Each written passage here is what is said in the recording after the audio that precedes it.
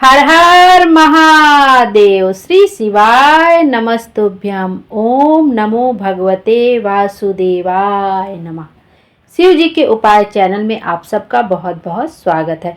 आइए आज के वीडियो में हम सत्यनारायण व्रत कथा का श्रवण करेंगे। शास्त्रों में बताया गया है कि सत्यनारायण व्रत कथा का पाठ करने से व्यक्ति को 1000 यज्ञ करने के बराबर पुण्य फल की प्राप्ति होती है। सत्यनारायण भगवान व्रत कथा में भगवान विष्णु के सत्य स्वरूप के बारे में बताया गया है। इस व्रत का पाठ करने से घर में सुख समृद्धि का वास होता है और भगवान विष्णु की कृपा हमेशा हमारे ऊपर बनी रहती है। आइए अब सत्यनारायण व्रत कथा का श्रवण करते हैं। सत्यनारायण व्रत कथा का पहला अध्याय। एक समय की बात है, नैमिषारण्य तीर्थ में शौनक आदि 88,000 ऋषियों ने श्री सूत जी से पूछा, हे प्रभु, इस कलयुग में वेद विद्या रहित मनुष्यों को प्रभु भक्ति किस प्रकार मिल सकती है तथा उनका उद्धार कैसे होगा। हे मुनि श्रेष्ठ, कोई ऐसा तप बताइए जिससे थोड़े समय में ही पुण्य मिले और मनवांछित फल भी मिल जाए। इस प्रकार की कथा सुनने की हम इच्छा रखते हैं। सर्व शास्त्रों के ज्ञाता सूत जी बोले, हे वैष्णवों में पूज्य, आप सभी ने प्राणियों के हित की बात पूछी है, इसलिए मैं एक ऐसे श्रेष्ठ व्रत को आप लोगों को बताऊंगा जिसे नारद जी ने लक्ष्मी नारायण जी से पूछा था और लक्ष्मीपति ने मुनि श्रेष्ठ नारद जी से कहा था, आप सब इसे ध्यान से सुनिए। एक समय की बात है, योगी राज नारद जी दूसरों की हित की इच्छा के लिए अनेकों लोकों में घूमते हुए मृत्युलोक में आ पहुँचे। यहाँ उन्होंने अनेक योनियों में जन्मे प्रायः सभी मनुष्यों को अपने कर्मों द्वारा अनेकों दुखों से पीड़ित देखा। उनका दुख देख नारद जी सोचने लगे कि कैसा यत्न किया जाए जिसके करने से निश्चित रूप से मानव के दुखों का अंत हो जाए। इसी विचार पर मनन करते हुए वह विष्णु लोक में गए। वहां वह देवों के देव ईश नारायण की स्तुति करने लगे, जिनके हाथों में शंख, चक्र, गदा और पद्म थे। गले में वरमाला पहने हुए थे। स्तुति करते हुए नारद जी बोले, हे भगवान, आप अत्यंत शक्ति से संपन्न हैं। मन तथा वाणी भी आपको नहीं पा सकती है। आपका आदि मध्य तथा अंत नहीं है। निर्गुण स्वरूप सृष्टि के कारण भक्तों के दुख को दूर करने वाले हैं। आपको मेरा नमस्कार है। नारद जी की स्तुति सुन विष्णु भगवान बोले, हे मुनि श्रेष्ठ, आपके मन में क्या बात है? आप किस काम के लिए पधारे हैं, उसे निसंकोच होकर कहिए। इस पर नारद मुनि बोले कि मृत्युलोक में अनेक योनियों में जन्मे मनुष्य अपने कर्मों के द्वारा अनेकों दुख से दुखी हो रहे हैं। हे नाथ, आप मुझ पर दया रखते हैं तो बताइए कि वो मनुष्य थोड़े प्रयास से ही अपने दुखों से कैसे छुटकारा पा सकते हैं। श्री हरि बोले, हे नारद, मनुष्यों की भलाई के लिए तुमने बहुत अच्छी बात पूछी है, जिसके करने से मनुष्य मोह से छूट जाता है। वह बात मैं कहता हूँ, उसे सुनो। स्वर्गलोक व मृत्युलोक दोनों में एक दुर्लभ उत्तम व्रत है जो पुण्य देने वाला है।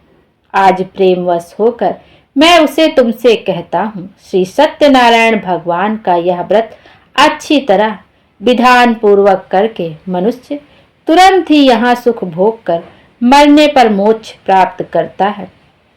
श्री हरि के वचन सुन नारद जी बोले कि उस व्रत का फल क्या है और उसका विधान क्या है। यह व्रत किसने किया था? इस व्रत को किस दिन करना चाहिए? सभी कुछ विस्तार से कहिए प्रभु। नारद की बात सुनकर श्री हरि बोले, दुख व शोक को दूर करने वाला, यह सभी स्थानों पर विजय दिलाने वाला है। मानव को भक्ति व श्रद्धा के साथ शाम को श्री सत्यनारायण की पूजा धर्मपरायण होकर ब्राह्मणों व बंधुओं के साथ करनी चाहिए। भक्ति भाव से ही नैवेद्य, केले का फल, घी, दूध और गेहूं का आटा सवाया लें। गेहूं के स्थान पर साठी का आटा, शक्कर तथा गुड़ लेकर वह सभी भक्षण योग पदार्थों को मिलाकर भगवान का भोग लगाएं। ब्राह्मणों सहित बंधु बांधवों को भी भोजन कराएं। उसके बाद स्वयं भोजन करें। भजन कीर्तन के साथ भगवान की भक्ति में लीन हो जाएं। इस तरह से सत्यनारायण भगवान का यह व्रत करने पर मनुष्य की सारी इच्छाएं निश्चित रूप से पूरी होती हैं। इस कली काल अर्थात कलयुग में मृत्युलोक में मोक्ष का यही एक सरल उपाय बताया गया है। श्री सत्यनारायण व्रत कथा का पहला अध्याय संपूर्ण। बोली सत्यनारायण भगवान की जय। अब सत्यनारायण भगवान की व्रत कथा का दूसरा अध्याय। सूत जी बोले, हे ऋषियों, जिसने पहले समय में इस व्रत को किया था उसका इतिहास कहता हूँ, ध्यान पूर्वक सुनो। सुंदर काशीपुरी नगरी में एक अत्यंत निर्धन ब्राह्मण रहता था। भूख प्यास से परेशान वह धरती पर घूमता रहता था। ब्राह्मणों से प्रेम करने वाले भगवान ने एक दिन ब्राह्मण का वेश धारण कर उसके पास जाकर पूछा, हे विप्र, नित्य दुखी होकर तुम पृथ्वी पर क्यों घूमते हो? दीन ब्राह्मण बोला, मैं निर्धन ब्राह्मण हूँ, भिक्षा के लिए धरती पर घूमता हूँ। हे भगवान, यदि आप इसका कोई उपाय जानते हो तो बताइए। वृद्ध ब्राह्मण कहता है कि सत्यनारायण भगवान मनोवांछित फल देने वाले हैं, इसलिए तुम उनका पूजन करो। इसे करने से मनुष्य सभी दुखों से मुक्त हो जाता है। वृद्ध ब्राह्मण बनकर आए सत्यनारायण भगवान उस निर्धन ब्राह्मण को व्रत का सारा विधान बताकर अंतर ध्यान हो गए। ब्राह्मण मन ही मन सोचने लगा कि जिस व्रत को वृद्ध ब्राह्मण करने को कह गया है, मैं उसे जरूर करूंगा। यह निश्चय करने के बाद उसे रात में नींद नहीं आई। वह सवेरे उठकर सत्यनारायण भगवान के व्रत का निश्चय कर भिक्षा के लिए चला गया। उस दिन निर्धन ब्राह्मण को भिक्षा में बहुत धन मिला, जिससे उसने बंधु बांधवों के साथ मिलकर श्री सत्यनारायण भगवान का व्रत संपन्न किया। भगवान सत्यनारायण का व्रत संपन्न करने के बाद वह निर्धन ब्राह्मण सभी दुखों से छूट गया और अनेक प्रकार की संपत्तियों से युक्त हो गया। उसी समय से यह ब्राह्मण हर माह इस व्रत को करने लगा। इस तरह से सत्यनारायण भगवान के व्रत को जो मनुष्य करेगा वह सभी प्रकार के पापों से छूटकर मोक्ष को प्राप्त होगा। जो मनुष्य इस व्रत को करेगा वह सभी दुखों से मुक्त हो जाएगा। सूत जी बोले, इस तरह से नारद जी से नारायण जी का कहा हुआ श्री सत्यनारायण व्रत को मैंने तुमसे कहा है। हे विप्रो, मैं अब और क्या कहूँ? ऋषि बोले, हे मुनिवर, संसार में उस विप्र से सुनकर और किस किस ने इस व्रत को किया है, हम सब इस बात को सुनना चाहते हैं। इसके लिए हमारे मन में श्रद्धा का भाव है। सूत जी बोले, हे मुनियों, जिसने इस व्रत को किया है वह सब सुनो। एक समय वही विप्र धन व ऐश्वर्य के अनुसार अपने बंधु बांधवों के साथ इस व्रत को करने को तैयार हुआ। उसी समय एक लकड़ी बेचने वाला बूढ़ा आदमी आया और लकड़ियां बाहर रखकर अंदर ब्राह्मण के घर में गया। प्यास से दुखी वह लकड़हारा उनको व्रत करते देख विप्र को नमस्कार कर पूछने लगा कि आप यह क्या कर रहे हैं? तो उन्होंने बताया कि सत्यनारायण भगवान का व्रत कर रहा हूँ तथा इस व्रत को करने से क्या फल मिलेगा, कृपया मुझे भी बताएं। ब्राह्मण ने कहा कि यह सब मनोकामनाओं को पूरा करने वाला सत्यनारायण भगवान का व्रत है। इनकी कृपा से ही मेरे घर में धन धान्य आदि की वृद्धि हुई है। विप्र से सत्यनारायण व्रत के बारे में जानकर लकड़हारा बहुत प्रसन्न हुआ। चरणामृत लेकर वह प्रसाद खाने के बाद वह अपने घर को गया। लकड़हारे ने अपने मन में संकल्प किया कि आज लकड़ी बेचने से जो धन मिलेगा उसी से श्री सत्यनारायण भगवान का उत्तम व्रत करूंगा।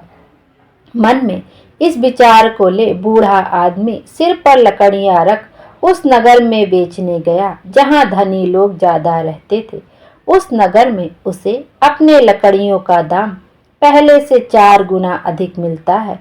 बूढ़ा प्रसन्नता के साथ दाम लेकर केला, शक्कर, घी, दूध, दही और गेहूं का आटा ले और सत्यनारायण भगवान के व्रत की अन्य सामग्रियां लेकर अपने घर गया।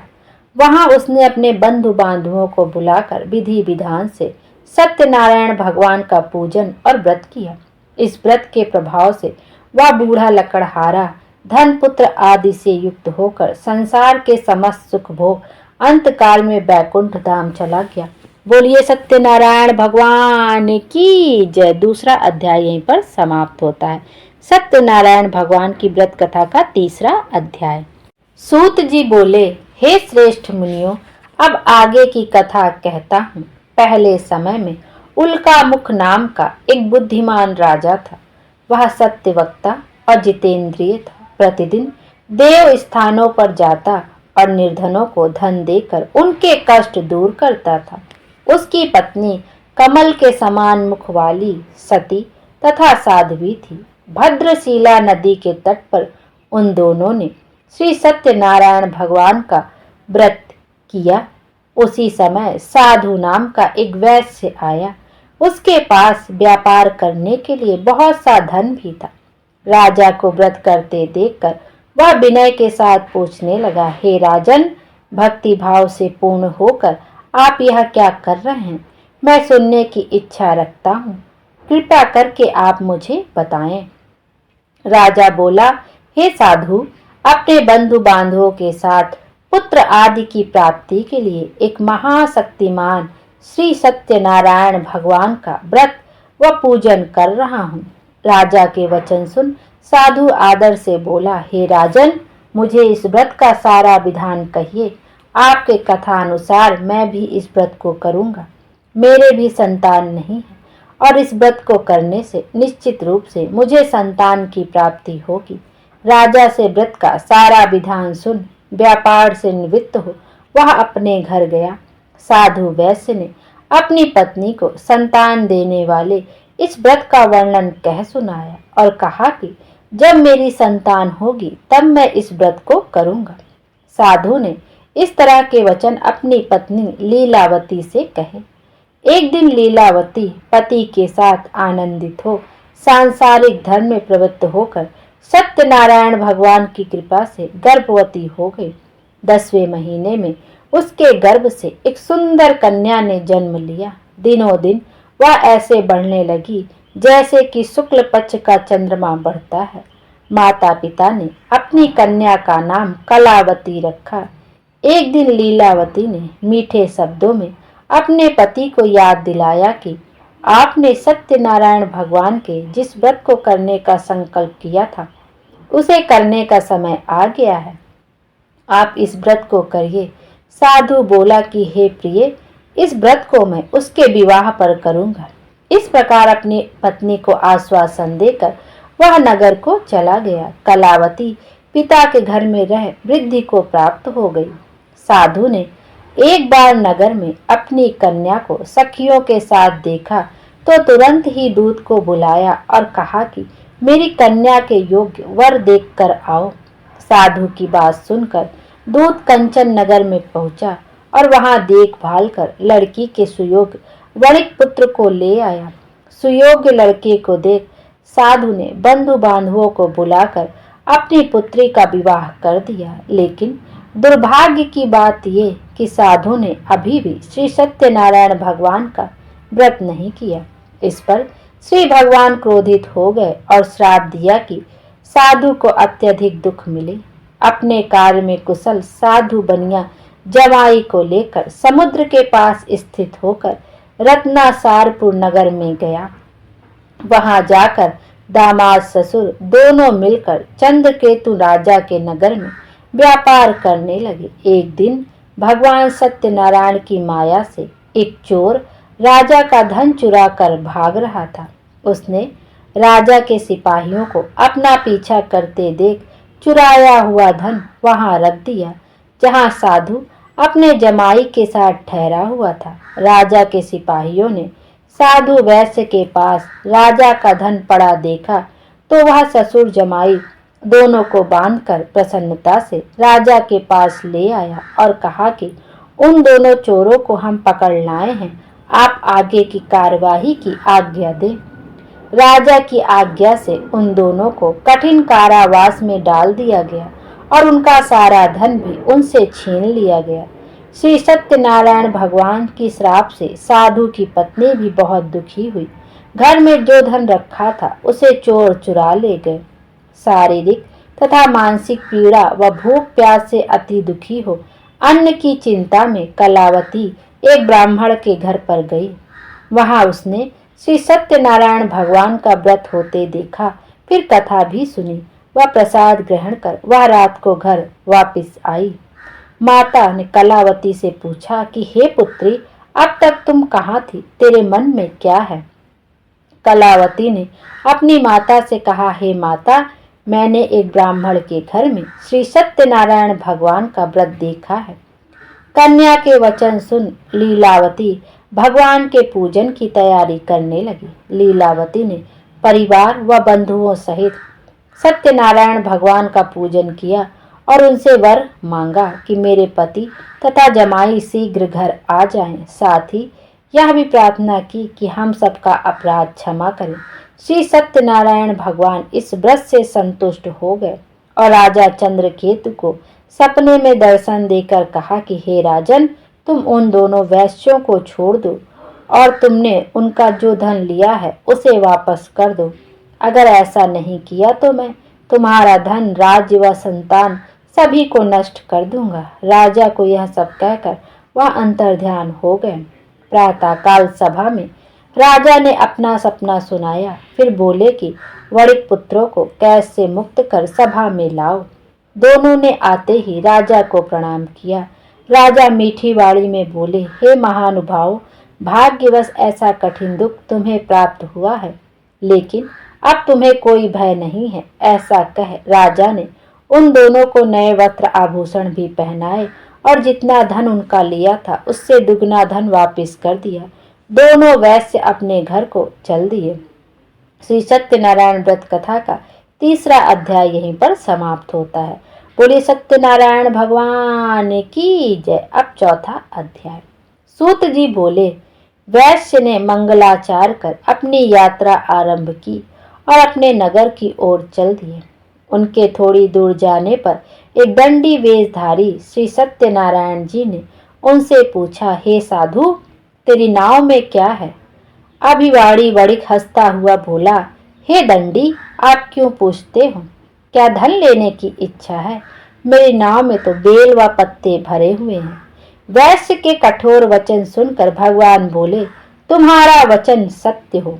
दंडी ऐसे वचन कह वहां से दूर चले गए। कुछ दूर जाकर समुद्र के किनारे बैठ गए। दंडी के जाने के बाद साधु वैश्य ने नित्य क्रिया के पश्चात नाव को ऊंची उठते देखकर अचंभा माना और नाव में बेलपत्ते आदि देखकर वह मूर्छित हो जमीन पर गिर पड़ा। मूर्छा खुलने पर वह अत्यंत शोक में डूब गया। तब उसका दामाद बोला कि आप शोक न मनाएं, यह दंडी का श्राप है, इसलिए हमें उनकी शरण में जाना चाहिए, तभी हमारी मनोकामना पूरी होगी। दामाद की बात सुनकर वह दंडी के पास पहुंचा और अत्यंत भक्ति भाव नमस्कार करके बोला, मैंने आपसे जो जो असत्य वचन कहे थे उनके लिए मुझे क्षमा दे। ऐसा कहकर महान शोकातुर होकर रोने लगा।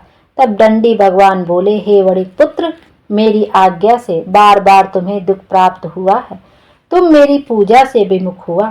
साधु बोला, हे भगवान, आपकी माया से ब्रह्मा आदि देवता भी आपके रूप को नहीं पहचानते, तब मैं अज्ञानी कैसे जान सकता हूँ। आप प्रसन्न होइए प्रभु, अब मैं सामर्थ्य के अनुसार आपकी पूजा करूँगा, मेरी रक्षा करो। और पहले के समान ही मेरी नौका में धन भर दो। साधु वैश्य के भक्ति पूर्वक वचन सुनकर भगवान प्रसन्न हो गए और उसकी इच्छा अनुसार वरदान देकर अंतर्ध्यान हो गए। ससुर समाई जब नाव पर आए तो नाव धन से भरी हुई थी। फिर वहीं अपने साथियों के साथ सत्यनारायण भगवान का पूजन कर अपने नगर को चल दिए। जब नगर के नजदीक पहुंचे तो दूत को घर पर खबर करने के लिए भेज दिया।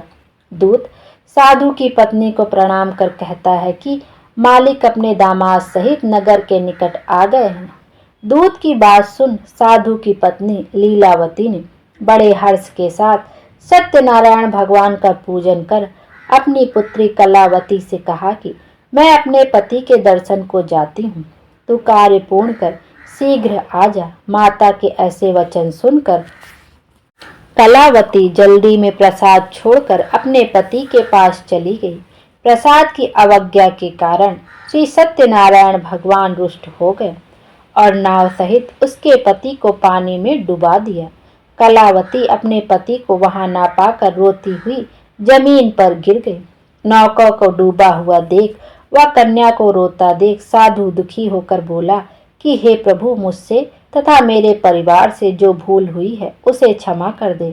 साधु के दीन वचन सुनकर श्री सत्यनारायण भगवान प्रसन्न हो गए और आकाशवाणी हुई, हे साधु, तेरी कन्या मेरे प्रसाद को छोड़कर आई है, इसलिए उसका प्रति अदृश्य हो गया है। यदि वह घर जाकर प्रसाद खाकर लौटती है तो इसे इसका पति अवश्य मिलेगा। ऐसी आकाशवाणी सुन कलावती घर पहुंचकर प्रसाद खाती है और फिर आकर अपने पति के दर्शन करती है। उसके बाद साधु अपने बंधु बांधवों सहित श्री सत्यनारायण भगवान का विधि विधान से पूजन करता है। इस लोक का सुख भोग व अंत में स्वर्ग जाता है। चौथा अध्याय यहीं पर समाप्त होता है। बोलिए सत्यनारायण भगवान की जय। अब सत्यनारायण भगवान की व्रत कथा का 5वां और आखिरी अध्याय। सूत जी बोले, हे ऋषियों, मैं और भी एक कथा सुनाता हूँ, उसे भी ध्यान पूर्वक सुनो। प्रजा पालन में लीन तुंग ध्वज नाम का एक राजा था। उसने भी भगवान का प्रसाद त्याग कर बहुत ही दुख सहन किया। एक बार वन में जाकर वन्य पशुओं को मारकर वह बड़ पेड़ के नीचे आया। वहां उसने ग्वालों को भक्ति भाव से अपने बंधुओं सहित सत्यनारायण भगवान का पूजन करते देखा। अभिमानवश राजा ने उन्हें देखकर भी पूजा स्थान में नहीं गया और ना ही उसने भगवान को नमस्कार किया। ग्वालों ने राजा को प्रसाद दिया, लेकिन उसने वह प्रसाद नहीं खाया और प्रसाद को वहीं छोड़ वह अपने नगर को चला गया। जब वह नगर में पहुंचा तो वहां सब कुछ तहस नहस हुआ पाया तो वह शीघ्र ही समझ गया कि यह सब भगवान ने ही किया है। वह दोबारा ग्वालों के पास पहुंचा और विधि पूर्वक पूजा करके प्रसाद खाया तो श्री सत्यनारायण भगवान की कृपा से सब कुछ पहले जैसा हो गया। दीर्घ काल तक सुख भोगने के बाद मरणोपरांत उसे स्वर्गलोक की प्राप्ति हुई। जो मनुष्य परम दुर्लभ इस व्रत को करेगा तो भगवान सत्यनारायण की अनुकंपा से उसे धन धान्य की प्राप्ति होगी। निर्धन धनी हो जाता है और भय मुक्त हो जीवन जीता है। संतानहीन मनुष्य को संतान सुख मिलता है और सारे मनोरथ पूर्ण होने पर मानव अंत काल में बैकुंठ धाम को जाता है। सूत जी बोले, जिन्होंने पहले इस व्रत को किया है अब उनके दूसरे जन्म की कथा कहता हूँ। वृद्ध सतानंद ब्राह्मण ने सुदामा का जन्म लेकर मोक्ष की प्राप्ति की। लकड़हारे ने अगले जन्म में निषाद बनकर मोक्ष प्राप्त किया। उल्कामुख नाम का राजा दशरथ होकर बैकुंठ को गए। साधु नाम के वैश्य ने मोर ध्वज बन के अपने पुत्र को आरे से चीर कर मोक्ष पाया। महाराज तुंगध्वज ने स्वयंभू होकर भगवान में भक्ति युक्त होकर कर्म कर मोक्ष पाया। श्री सत्यनारायण भगवान व्रत कथा का 5वां अध्याय संपूर्ण। बोलिए श्री सत्यनारायण भगवान की जय, विष्णु भगवान की जय।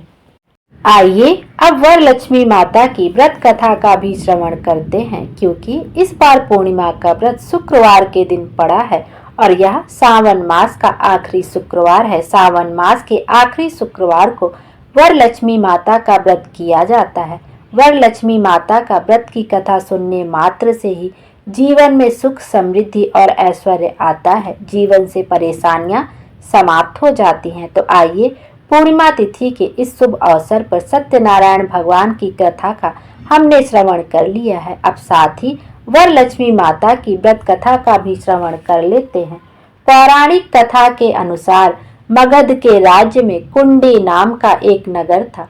कुंडी नगर रावण की सोने के लंका की ही तरह सोने से बना हुआ था। इसी नगर में चारुमती नाम की ब्राह्मण महिला रहती थी। वह हर रोज माँ लक्ष्मी की पूजा करती थी और पूरे लगन से अपने पति व सास ससुर की सेवा भी करती थी। एक रात जब चारुमती सो रही थी तो उसके सपने में माँ लक्ष्मी आई। उन्होंने चारुमती से कहा कि मैं वरलक्ष्मी हूँ। जिस तरह से तुम मेरी पूजा करती हो मैं उससे बहुत प्रसन्न हूँ। अगर तुम सावन के महीने के अंतिम शुक्रवार को मेरा व्रत रखकर मेरी पूजा करो तो मेरे आशीर्वाद से तुम्हें सुख समृद्धि मिलेगी और संतान की भी प्राप्ति होगी। इसके अलावा अगर तुम यह व्रत अन्य लोगों से भी करवाओगी तो उन्हें भी इसका शुभ फल मिलेगा। जब सुबह होने पर चारुमती ने सपने वाली बात अपने पति और सास ससुर को बताई। उन लोगों ने सलाह देते हुए कहा कि सपने की बातें सच होती हैं, इसलिए उसे सपने के अनुसार सावन माह के आखिरी शुक्रवार को माँ वरलक्ष्मी का व्रत करना चाहिए। साथ ही उन्होंने नगर की अन्य महिलाओं से भी यह व्रत कराने की सलाह दी। इसके बाद चारुमती ने सावन के आखिरी शुक्रवार को नगर की अन्य महिलाओं के साथ माँ वरलक्ष्मी का व्रत रखा और उनका पूजन पाठ किया। उस शुक्रवार के दिन चारुमती के साथ सभी महिलाओं ने सुबह उठकर स्नान किया, साफ कपड़े पहने और मंडप सजाकर उसमें भगवान गणेश और माँ लक्ष्मी की वर मुद्रा में मूर्ति रखी और कलश स्थापित करके पूरे विधि विधान से उनकी पूजा की। पूजा के आखिरी में सभी महिलाएं जब उस मंडप की परिक्रमा करने लगी तो अचानक सभी महिलाओं का शरीर गहनों से सज गया। इस तरह यह पूजन करके सभी महिलाओं को धन संपत्ति मिली। इसके अलावा उनका घर भी पशुधन जैसे गाय, घोड़े, हाथी आदि से भर गया। माँ वरलक्ष्मी की कृपा से उनका नगर सोने का बन गया। तभी से नगर के सभी लोग चारुमती की प्रशंसा करने लगे और माँ श्री वरलक्ष्मी की हर माह सावन माह के आखिरी शुक्रवार को पूजा करने लगे। बोलो वरलक्ष्मी माता की जय। सबकी मनोकामना पूरी करना और सबके जीवन में खुशियां ही खुशियां भर देना। Thank you.